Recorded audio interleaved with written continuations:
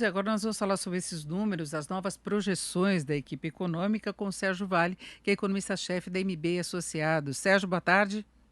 Boa tarde, Denise. Bom, mais ou menos a equipe econômica está seguindo a tendência do mercado, pelo menos o que a gente tem visto no relatório Foco semana após semana. Tem essa piora acentuada da projeção de inflação, apesar de continuar abaixo do centro da meta, e tem uma melhora em relação ao tamanho do tombo da economia que é esperado para este ano. Agora, o problema é que se tem tido também uma redução da projeção de crescimento no ano que vem, né, Sérgio? Denise, assim, os números que o governo disponibilizou hoje dão um sentido muito próximo do que o mercado também está esperando, né?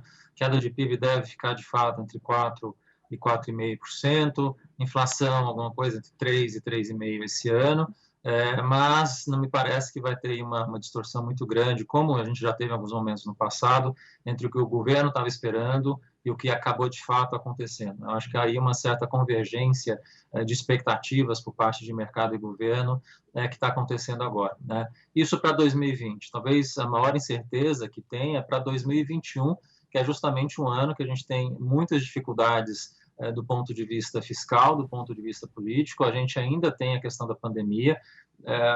O secretário colocou que não vê chance de uma possibilidade de uma segunda onda.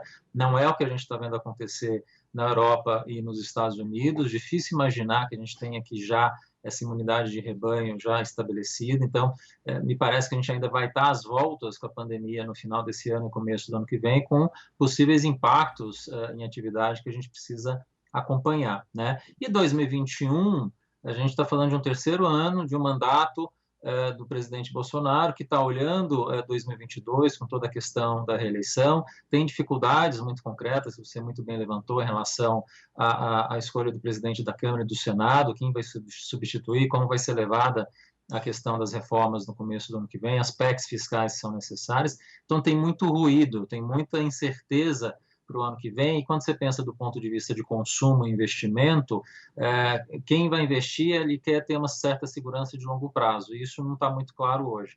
Quem quer consumir, olha uma taxa de desemprego muito elevada e fica preocupado se isso também não pode acontecer com ele, né? A taxa de desemprego vai estar rondando 17%, que é uma taxa historicamente elevada para o Brasil. A gente nunca teve uma taxa tão elevada. Então, assim, o cenário não é muito reconfortante na saída da pandemia, né? A gente deve crescer entre 2% e 3%, mas a gente não consegue ainda recuperar tudo que se perdeu esse ano.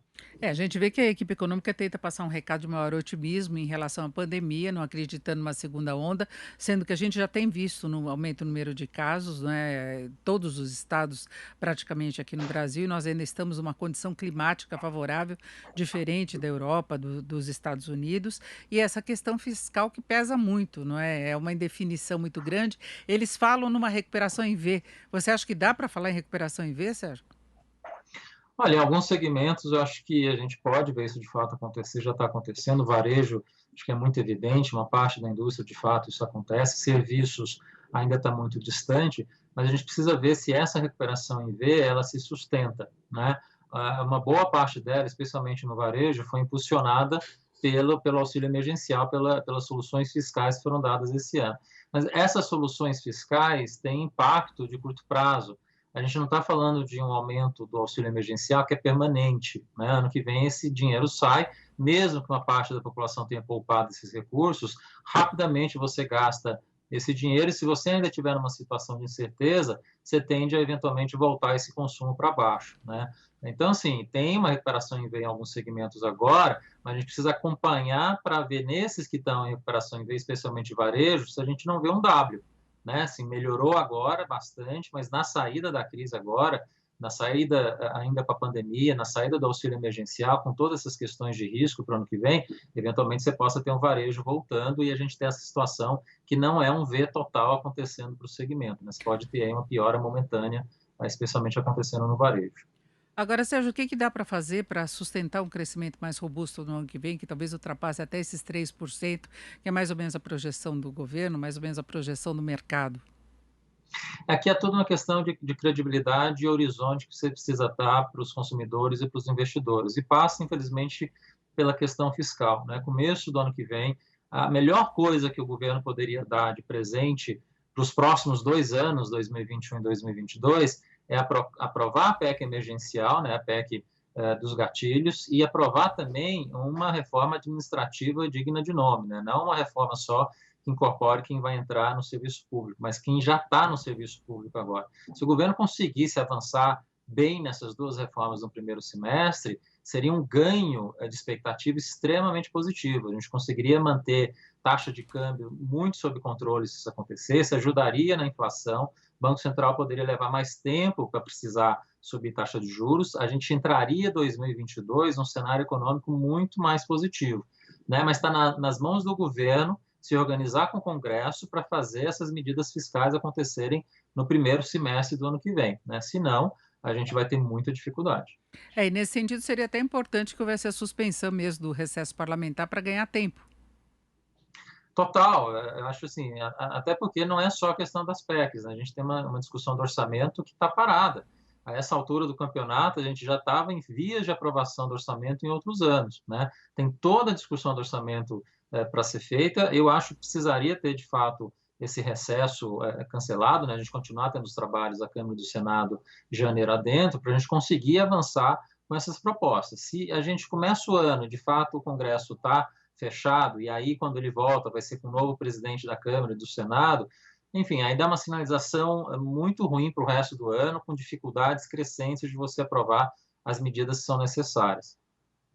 E o problema é que vai ter eleição, né, então pode atrasar mais ainda, se você não tiver o recesso, quando retornar vai ser no mês de fevereiro, que já tem todo esse processo eleitoral internamente, e a gente sabe que aí é uma briga política mesmo. Pois é, a gente está com uma eleição de prefeitura agora, que ainda tem um segundo turno, tem eleição na Câmara e no Senado no começo do ano que vem, e 2021 a eleição presidencial já vai estar na frente também, vai estar todo mundo discutindo essa questão, né? Com tantas eleições, com tantas questões no meio do caminho, o governo precisa acelerar o passo, focar, né? Deixar de questões, mesmo que sejam reformas importantes, focar nas que são relevantes agora, porque senão ele mesmo vai pagar o preço negativo de não ter lidado com essas reformas lá na frente, né? Então, sobrevivência de longo prazo do governo Bolsonaro, caso ele queira ser reeleito, e esse é o ponto central, se não fizer essas reformas fiscais no ano que vem, vai ser muito difícil pensar na própria reeleição dele. Então, precisa ter um foco muito grande do governo agora, no início do ano, para conseguir avançar nessas reformas, senão quem vai pagar o preço é o próprio governo lá na frente. E muita gente vê aí que o Congresso é que não aprova as matérias, mas a gente sabe que o governo não definiu vários pontos ainda do que ele pretende levar adiante. Ele tem uma base política agora maior, a proximidade com o Centrão, mas é preciso focar a ação para destravar a pauta, colocar em votação, cobrar que tudo isso entre em discussão mesmo, né? Não, o Congresso não funciona sozinho, tem que ter aí um peso importante do Executivo para fazer isso acontecer. Se o Executivo quiser, de fato, que essas questões avancem e se ele quiser focar, de fato, nesses pontos, ele consegue ter o trabalho conjunto do Congresso e fazer isso avançar. Então, assim, não dá para a gente culpar, nesse momento, o Congresso e colocar a culpa no Rodrigo Maia de que as coisas não estão avançando. Tem um papel extremamente igual, importante e necessário nesse momento do Executivo, do Ministério da Economia, do presidente, em juntar esforços de todas as frentes para conseguir avançar com essas reformas. Não é hora de culpar um ou outro, é hora de todas essas partes sentarem e aprovar essas medidas, senão vai sobrar negativamente para todos eles e, infelizmente, para a população brasileira lá na frente. Cenário internacional pode ter alguma influência na evolução da economia, Sérgio? Olha, o cenário internacional, a questão relevante que a gente vai precisar acompanhar nos próximos 2 anos é o Biden, como é que ele vai se comportar em relação ao Brasil, né? Eu acho que, assim, do ponto de vista econômico, num primeiro momento, as exportações agrícolas, por exemplo, poderiam sofrer um pouco, porque tenderia a haver uma certa diminuição da guerra comercial que foi feita aí ao longo dos últimos anos, né? O Biden, eu acho que vai ter uma abordagem diferente dessa questão da guerra comercial, tentando se aproximar mais dos parceiros comerciais em volta da China, do que tentar fazer uma guerra comercial estrito sensu. Mas, no longo prazo, o efeito tende a ser positivo de qualquer maneira, né? Os Estados Unidos se tornaram um parceiro não confiável para a economia chinesa, e eu acho que a gente vai continuar vendendo produtos agrícolas, produtos pecuários para a China nos próximos anos com intensidade. Eu não vejo mudança nesse sentido. O que pode ter a ver, eu acho que, e aí sim você tem uma parada nesses próximos 2 anos, é em termos de investimento, investimento especialmente que depende de questões ambientais na sua parte regulatória, na sua parte institucional, isso aí pode atrasar um pouco esses processos. A gente pode ver os acordos comerciais, eventualmente, que começaram a aparecer ano passado, né, o acordo da União Europeia. Eu acho que com a entrada do Biden, eventualmente, isso fica paralisado também. A entrada no OCDE, né, que era extremamente esperado e relevante também. Então, essas coisas eu acho que a gente pode ter um impacto econômico vindo daí, né? Mas, fora isso, é uma pressão para a gente conseguir acelerar as reformas que a gente precisa aqui e colocar o rumo na casa econômica que a gente está precisando. É isso, nós ouvimos o Sérgio Vale, que é economista-chefe da MBA Associados. Sérgio, muito obrigada, uma boa tarde. Boa tarde, Denise.